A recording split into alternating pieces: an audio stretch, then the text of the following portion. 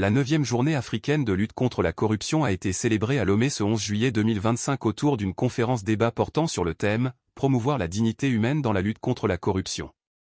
Organisée par la Haute Autorité pour la prévention et la lutte contre la corruption et les infractions assimilées, HAPLUSIA, la rencontre s'est tenue en présence de plusieurs personnalités, notamment des représentants du gouvernement, des membres de la HAPLUSIA, des représentants d'institutions de contrôle, des chefs traditionnels, et des partenaires venus de la sous-région. Dans son discours d'ouverture, le président de la HAPLUSIA, M. Abba Kimlabalou, a souligné l'importance du respect de la dignité humaine dans toute action de lutte contre la corruption.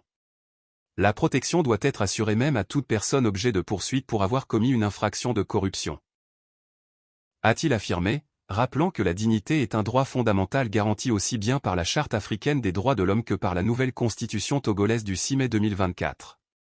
Pour M. Kimlabalou, il ne s'agit pas d'un simple slogan, mais d'une véritable orientation stratégique. Ce thème a le mérite de rassembler, car la dignité humaine est une valeur universelle, au-delà des clivages politiques ou idéologiques.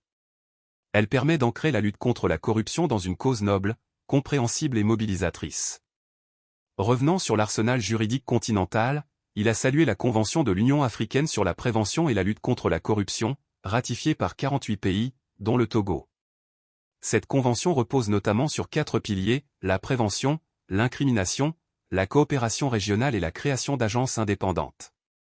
Elle s'impose aujourd'hui comme un socle juridique panafricain incontournable dans la lutte contre la corruption, a-t-il souligné. Il a salué les efforts du Togo, guidés par une volonté politique affirmée au plus haut niveau. Dans cette dynamique, la HAPLUSIA a mis en œuvre plusieurs actions majeures, plan stratégique 2019-2023, campagne de sensibilisation, formation, études nationales sur la corruption, et traitement de plus de 100 plaintes. Elle coopère activement avec les institutions nationales, régionales, RINCAO, AAK, et les partenaires internationaux, ONU, Banque mondiale, UE, BAD, etc.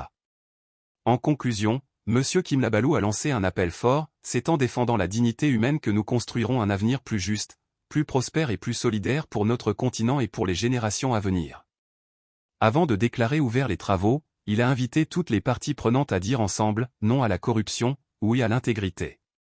Notons que 2 communications majeures ont enrichi les échanges au cours de cette conférence débat. La première, intitulée « Présentation du thème de l'année », promouvoir la dignité humaine dans la lutte contre la corruption,